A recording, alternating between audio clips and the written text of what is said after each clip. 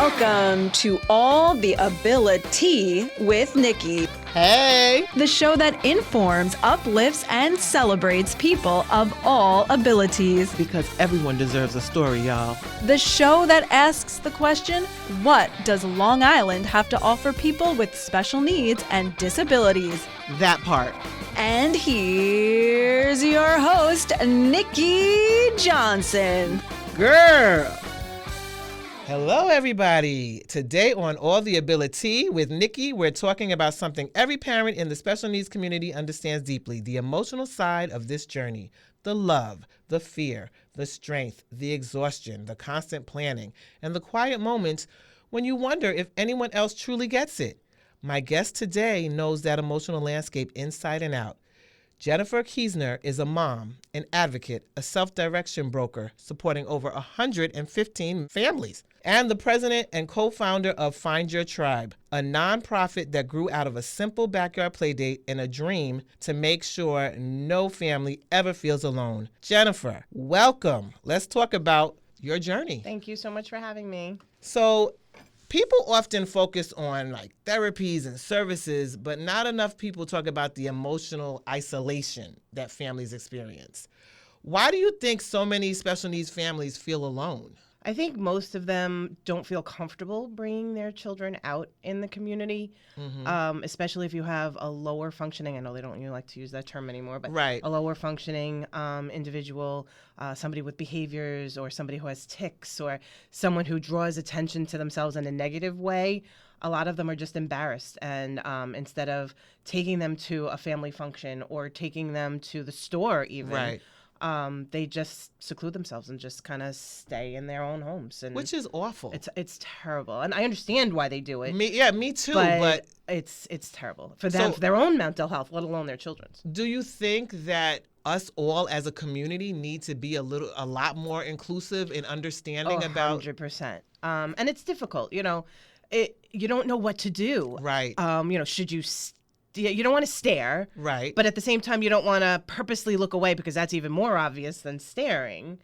So it's a catch-22. I kind of feel for the general public, Right. and I also feel for the parent. So do we need more education? Do we need like even maybe workshops where people literally are taught, look, if you see someone in the community that may be a little different from you, these are the things that you could say or do to make it easier for that family? Absolutely, but getting the Neurodivergent, getting that population to want to take those classes is a horse of a whole different color. Right. They have to be, those are going to be the people who are either in the special ed world, meaning that they're teachers, they might not have family members, and their children, because they're seeing it every day, Right. or hearing about it every day. It might be EMS or firefighters. It's very important that the safety aspect of it, those people are the ones that are going to these classes. So you still and learning. see a huge deficit, basically, without a doubt. all ability people not getting it.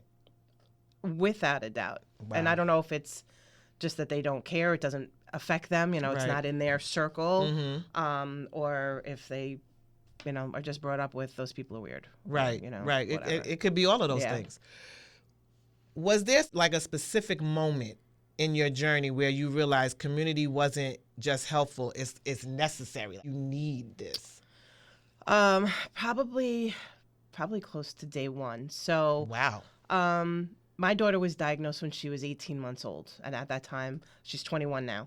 But at that time, she was diagnosed with PDD-NOS, which is no longer a diagnosis, but it wasn't really autism, but it wasn't not autism. Right. And shortly before she was diagnosed with that, I was diagnosed with breast cancer, and Boy.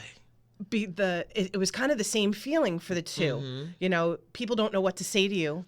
They don't know how to react to you, so they back away from you. That seems to be the key. Like, I don't know what to do, so I'm just going to avoid the situation. Right, and then that's the isolation. Exactly. Wow, okay. So it's funny how the two mimicked each other within a short period of time. Right, and it gave you probably more of an understanding. It absolutely did. Right. That you did need, because with the breast cancer, Mm-hmm. I reached out to, different onlines. Again, that was, 20 years ago. Mm-hmm. So there was no Facebook. There was no Instagram. There were websites. Right. But it was completely different. So, but I found different websites that I was able to connect with local people and some other people my age. I was just 33 years old at the time. Wow. Yeah, so it's a whole other So you conversation. found your tribe for that. Exactly. So that maybe that started the wheels turning. Perhaps. I never thought, when you're pregnant and you're having a baby, you're like, I'm one of those cycles. I want to be a, Girl Scout leader, and I want to be a PTA president, and I want to, I'm granted, not everybody feels that way, but I always did. I always wanted that experience for me and my child. And it all came to a screeching halt with that. Well, parents are constantly advocating for their children, but many are exhausted behind closed doors. I'm sure you understand. What do you think people outside of the special needs community misunderstand about caregiver burnout? I think a lot of times they feel like, oh, well, you're, in general, you're giving into your kid. So I don't understand what the problem is. A lot of us don't have a choice but to give into the demands of our child or the demands of what is involved with our kids. We have people in our house, especially in early intervention. We have people in our house constantly for OT, PT, speech therapy, ABA therapy. We don't get a break. And some people say, oh, well, you have people in there watching your kid. That is your break. No. It's not a break. Not if you're a good parent. Exactly. That's not a break if you're a good Exactly. parent. Because you want to know so that you can do these things with your child when the person leaves. So, yeah, they're not babysitting. Nope. And it's rough. It's definitely the stress of it. The things that you would think of that are stressful to you are things that we don't even think about. So like just, what? What's going to happen when I'm no longer here? That's the biggest, heartbreaking. The biggest thing, especially if you have family that's not as welcoming. If they're like the rest of the public who are just like, I can't take care of your kid. It's too much work. Mm-hmm. You don't have that person to talk to. So you can't just simply say, oh, I have a godparent if Exactly. I'm out. Oh, wow. Because people who, when you were pregnant, again, the dream, yes. There's a poem out there, Welcome to Holland. I don't know if you've ever heard it, but look it up. And it's basically, the gist of it is, you're pregnant, you're planning, you buy all your pregnancy books, and then all of a sudden you're, planning on going to, I don't remember what it was, Italy or whatever the original destination was, and then they're like, you get off the plane, the pilot says, welcome to Holland, and they're like, well, what do you mean? I wasn't supposed to go here, I was supposed to go there. I wasn't prepared for that. I read all the books, I learned everything, and now you're throwing me in a whole different country, I don't even know the language. So... And it is a different language. It's such a different language. So many acronyms and yeah. God, it's like the ABCs. I have families that I work with. When you ask them for their diagnosis, they're like, "Okay, let's go through the alphabet." And it's literally every letter of the alphabet is what their children are diagnosed with. I can't. So it's exhausting. It's mentally exhausting. Well, yeah. I mean, that's what I'm saying. It's probably total burnout. Mm-hmm. Whew.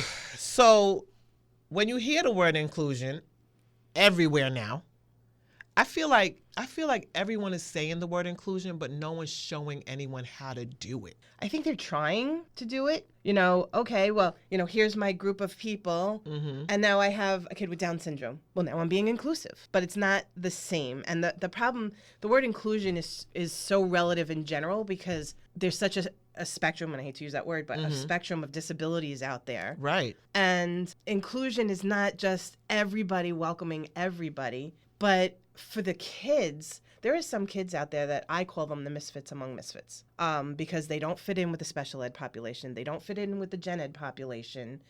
They're someplace in the middle. Wow.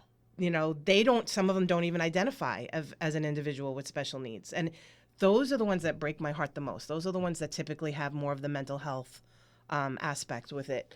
Because they probably have higher rates of the isolation. Right. Because when they go out, they feel like they're being stared at. And again, they don't feel comfortable. They themselves don't feel that inclusion. So when you say that, it's very hard to say because it depends all on your perspective on this end of it. So as a whole, yes, I would love to have a place where there is every single ability, disability, whatever in one spot. Sadly, I don't think that would ever happen. But to me, just be welcoming. I think that's more of the word. Welcoming. Yeah. Okay, to anything. Exactly. Okay. Have you seen, in your experience, many parents of the special needs children also lose friendships or their support absolutely. system along the way? Again, it's the same thing as kind of what I said before. People avoid. I don't know how to deal with you. There's times that family, I remember years ago, now my family is very different now than they were in the very beginning. As much as I love my family, like they were very close. My niece has, if something happens to my daughter, she's taking her. Like they're like best friends. They love each other. Oh, that's wonderful. It is. I'm very lucky. Right. But I am the minority in that. Most people, especially again for those lower functioning kids that are elopers or need to be tube fed or things like that, or a 22-year-old who needs diapers changed, right, family like grandparents, they can't do that. It's just physically and mentally they can't do it. So again, when we go to a party and we're like, well, we have to leave by a certain time. If food's not done, I'm sorry, we have to go. Yeah, you have to have your boundaries. Sometimes they don't understand that, even family, as much as in the very beginning, until they realize, like, you don't understand. If my daughter's not in bed by such and such time, I pay for it for days. So how did you said there was a change or a switch with your family. What changed? Just time and experience, or you had conversations? No, actually the funny part is I needed somebody, I don't remember if I needed it or I don't know how it all came down, but my nieces had taken, my daughter's name is Caitlin, they took Katie to, I think it was Target. And they both came back going, wow, she's a hoot. What a funny kid. I was like, hello, like, that's what I've been trying to tell you. And it was kind of from that point, and that was probably about 15 years ago or so. From that point, they started interacting more with her. Okay. And now it just became, they always had a cousin with a disability. Like, they also had an aunt who had Down syndrome, who was my age, but she passed away before my daughter was born. And, but they didn't have that same interaction because they were babies at that time. So it's exposure. Well, yes. That's what I always say. But also realizing that, hey, maybe Aunt Jenny wasn't, kidding about all the things that she was saying. Right. As much as my daughter loves my niece Stephanie, if they're together for too long, they're like siblings. They fight. Right. So, but again, I'm in the minority. Families don't always have that support. They don't have people that they'll trust with their kids, family or not. Right. Because a lot of them, even at age of 18, grandparents are like, you should just do this or you should just do that. That's not the way I raised you. And listen, I'm a huge Gen Xer, and I get that we were raised differently.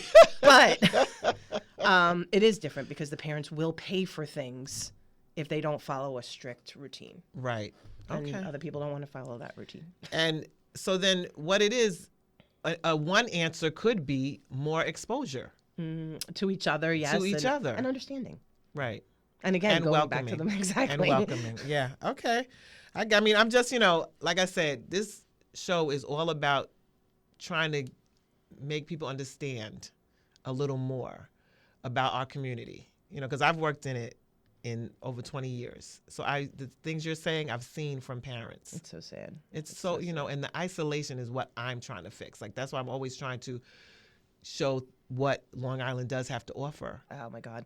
We have so much to offer. Right, but there's still families that are in their house all day. You know what I mean? And I want them to come out and experience. And, there are people like you and I who are very welcoming. So, and that's what the show was all about, to be honest. It's amazing. Okay, so you worked with over 100 families through self-direction. Which is a whole nother beast. What are some of the biggest fears that families express about the future? I know one you said, who's going to take my child? That is the biggest fear. That's the biggest fear. Hands down, what is going to happen when I'm not here? That- I mean, like, that's, you have your basic stuff, you know, even financially, how are they going to afford to live on their own, even with OPWDD services? Right. Things are still limited, you know, Social Security, who can live on $900 and, what is it now, $67, whatever it is, a year, or a month, I'm sorry. Right. So these are all concerns. So how do you feel about the group home situation? Currently, I think it's so many feelings. You know, it's good, it's bad. I mean, yes, the bad thing is if something happened to me today, right, and I didn't have my backup plan, she would get put into an emergency housing, right, which could be anywhere, right, with anyone. Right now, they try and group kids together. So, like, there might be behavior houses or, you know, just kids that are higher functioning or whatever the case may be. And it's scary to know that some of these kids are just going to get thrown someplace. And I have a family who is trying to get their son into a specific group home. Right. And the kids, I want to say he's 25, 26. And I actually had a conversation with mom because I thought she was out of her mind. She wants to do this as soon as possible. He's a very well-behaved child. It's not because she can't handle it anymore. She wants him to have a place. And she said, I want to make sure he's secure before Right. I leave. I get before that. I'm not here. And it was such an eye-opener to me. Yeah, I get that. I never thought, because I don't have that perspective, because I do have somebody. So it was a whole different world to me. Like, wow. Like a whole different level of what she's struggling with. So, yeah. Well, is she ill at this No, point? not at all. So she but her just- attitude is, I don't want him to have to do so many, like, I'm not here. He's suddenly Right. getting thrown into a Right, new yes. house. He doesn't know anybody. She'd rather be the one to do that transition. And I think that's great. I think it was great. After Yeah. I thought about it and after Right. she explained it, I was like, oh. Because now he'll have his own place. He'll Right. have a bit of independence, but she can visit and hang Exactly. out and make sure he's settled. make sure he he's has make sure friends. it's the right spot. Right. Because they literally get thrown anywhere if that's the case. I really am happy you said that, because I think the audience needs to hear that, and I think that's a great. You try to give suggestions, Right. And I think that's a great suggestion. To get the process started right now. It's a long wait list. Right, exactly. So get started now. And I also hear some parents, well, I own my house, so I'm going to donate my house to such and such agency, and this will be his house and his group home. Yeah, but you don't know. Exactly. You don't know the staffing. You don't know how Exactly. they would run it. You don't know how many people they would have in it. Wow. I mean, but it is another, like I said, it's another option. It's another option. Wow. So, what made you decide that this is needed? Let's talk more about your nonprofit. So our nonprofit is called Find Your Tribe. So 100 years ago, when I first became president of Longwood SEPTA, which I currently am, my tenure is coming up, I had started a Facebook group called Long Island Special Education Parent Network. Okay. And it grew and grew and grew. It's over 14,000 people in that group right now over the years. Last year, I said, I want to take that community that I built Right. and make it purposeful. So a friend of mine at that backyard play date had spoken so long ago about what happens after, because she was my vice president, and she and I would just like flip-flop back and forth with SEPTO. What's going to happen when, our kids are out of school and we're Right. not doing SEPTO anymore, and we're on to our next chapter and they're on to their next chapter. And we said, we're going to start this and we're going to do that and we're going to come up with this. And because if you look back 10 years, it's not the same as it was now. And it's Right. because there's people like myself and you and, all the advocates out there, the parents who are just, well, this isn't here, I have to create it. Right. So now as our kids come of age of certain things, new things need to be created. And who's going to do it? We are. We're going to make things happen. You found that social media has really been a game changer. 100%. I tell people, people are like, oh, I don't want to be on Facebook. I don't want to talk to people. You don't have to talk to people. But for our community, Facebook, even more so than anything else, in my opinion, is so valuable to our families. There's so much information, so much misinformation, don't get me wrong. Right. But the pros outweigh the cons, because that's where you're finding your tribe. So I didn't like the name. I don't know what the heck made me name that thing so long back then. But I wanted it to feel like you have to, like you're just a part of something. And Yeah, I love Find Your Tribe. we all, for years, that was always our mantra in SEPTO. Like, you got to find your tribe. And actually, I got to give, credit where credit is due. I stole that from Valerie Dill, who was from Parent to Parent. But, that was it. She always said, find your tribe. And it just stuck with us. And I was trying to come up with what the T, the R, the I, the B, the E would come for, because originally it was just tribe. And I, good old ChatGPT, I put it in there, come up with different things. And I kept going back to find your tribe. And Right. I put it out to our board that we had created. And I said, what do you guys think? And they were like, absolutely, it's perfect. I think it's perfect. And it just stuck. Because so. that is the message. That is what has to happen, So it also offers social events and respite weekends. Why do you think joy and rest is just as important as regular services? So I am also a part of David's Refuge, which is an organization upstate, and they provide respite weekends for families. And we learned, my husband and I learned, like, that was invaluable, just to not have to think or be responsible for anybody. If I want to just stay in my room the whole time and sleep, I can. So we haven't started. Like, Tribe just became a nonprofit a few months ago, officially a nonprofit. So now we're just starting to, and again, I have to prioritize. So I'm at the end of my tenure for Longwood Septo. I have till June 30th. Okay. And then from that point on, you're going to be seeing a lot more from Tribe because, again, like, we just feel like we committed to one thing. We want to finish that. But our plan is to hook up with Airbnbs or local hotels or something that will either give us discounted rates or give us an off-peak time for free. Right. So if anybody knows any, give me a call. But that's the point, because these parents just need that break. They just need to not be responsible for something. Right. And when you do provide that for them, what has been some of the responses? Well, all I can do is speak from the Davis Refuge point of view. So my husband and I were hosts for them. And that just means that there's a couple that will then be the one to greet everybody and facilitate like a support group during the time that you're away. And that's really what it is. It's just finding your tribe. It's finding other people who have kids your age. But what was some of the reactions like? Were they? Are you kidding me? Like, that was really, you're going to give me a weekend that I could just not have my kid and just, it was almost like panic relief. The two were like, you mean I have to leave my kid? Because the kids are not invited. This is just for the parents. Oh, okay. So the fact that, okay, I can't be with my kid, but I can't be with my kid.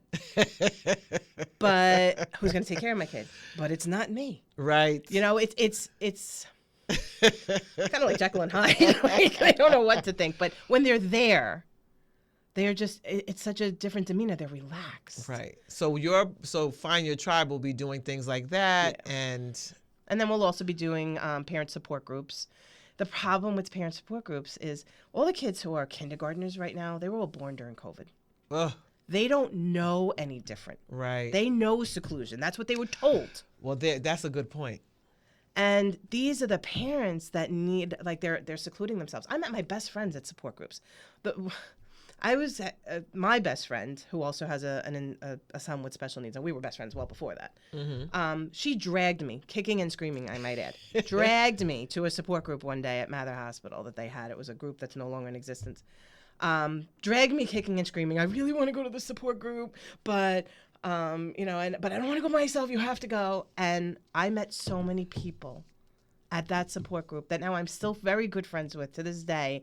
And we go out to dinner every couple of months. Oh, that's beautiful. We plan mom's weekends that we went away. And it's just so different. But the parents really need to get out. They all want to stay at home behind a screen. And don't get me wrong, I'm a self-direction broker. I work from home. Right. I don't want to go out anymore, many different reasons. But I get it. But that communication, that in-person, like, hey, oh my God, you actually get it? Necessary. It's different. It's so different, and it's so important. Oh gosh, I cannot stress how important in-person support groups are. So what are the long term for, what's your vision for Find Your Tribe? Oh gosh. We ultimately, my real vision, we want to open up some sort of residential type of thing eventually. It's my personal vision. I don't know if it's ever going to happen, but I need people with deep pockets to make it happen. My dream was actually to take the Computer Associates building on the expressway and turn that into something, but then they went and knocked that down. So my dream literally got crushed into rubble. There's other buildings. But we want almost like an assisted living where there's a concierge there all the time. Okay. They can work there, not to make it inclusion or seclusion. I don't mean it that way. Right. But for those who might not be able to work elsewhere, we make it so that they can work in the kitchen, or they can be the waitress, or they can be the security, whatever. Right. They all have opportunities to earn some money while they're there. There's a place in New Jersey that made it so, I think it was actually for assisted living, where they had the carpet was green, so it looked like grass, and then every door, it wasn't just a door, it had a cute little patio out front or whatever. And then they all have their own apartments. But inside, let there be a gym, let there be a movie theater, let them be a restaurant if they want to go, or a food court or something along those lines. But have that support that they need and have different levels. So If there's lower functioning kids, then, have it more of a group home supported thing. Next level would be, okay, maybe you can have a little kitchenette with like a microwave or, something like that. Okay. Nothing that you're going to set fire. And then have like the full-fledged full apartments, but all in an assisted living type of vision. Right. Okay. Some big dreams there. That's amazing. Yeah. And we also want to do camps. Okay. There's no camps for kids except for Camp Aquatic out in, where are they? Santa Mauritius or Mauritius, whatever. Yeah. They're the only real ones. I mean, Camp Kahilla ends at 21. And yes, the other camps around will take our kids, but sometimes they have to have one-on-ones, which is a whole other issue. Yes. And they're not always inclusive or welcoming. Right. So we need more welcoming out there, everybody. We do. All right. So just to tie it up, Jennifer, thank you so much for sharing all the emotional truth that you did with your journey and the journey of the families that you work with. You honestly, your heart, your commitment to making sure families never walk alone, it matters. So before we wrap everything up, can you tell everyone how they can find you? Sure. So we have our website. It is findyourtribeli.org. You can email us at info@findyourtribeli.org. The website is up and running now. We have a few social events coming up that are listed on there. There's a whole page of resources that's great. that just you can link. You want to... there's actually a new website out there I just was told about. It's called nyselfdirection.com. Okay. And it's statewide, but you can plug in cooking classes and they'll come up. Oh, okay. So it's a wonderful website. I have nothing to do with it, but kudos to the person who came out with it. But literally everything, access passes, green cards, and self-direction, the OPWDD stuff, all the CCOs, everything is listed on this resource page. Fabulous. Yeah, so it's great. And if it's okay, I just want to give 2 pieces of advice to everybody. Take it away. So the first thing was given to me, one of the hardest transitions was going from preschool to kindergarten. It's scary. I cried every single day that summer, not knowing if the placement that the school wanted for my child was the right placement, because I didn't feel that she belonged in a self-contained. She was in an inclusion for so long. But the best advice that I was given for that was make sure that all of the powers that be know who you are for a good reason. Not because you're the parent that complains. Right. Not because you're the parent that's, calling up and, can I do that? Blah, blah, blah. You want to be the parent that everybody likes. You want to be the one that goes, oh, that's your child. Oh, my God, I love your child. Right. And hope that your child follows suit with, being the kid that everybody loves. But, you want to make sure that you are getting involved in the PTA or the PTO. You want to, you don't want to take a position on the board, that's fine. But go. Volunteer for some of the things that they do. Make sure that you are at meetings so that the principal knows who you are. Okay. Go to, if your school has a SEPTA or a SEPTA, go to those meetings, because typically the powers that be are there and they take note, face to name. Right. So that's, for the younger families, that's key.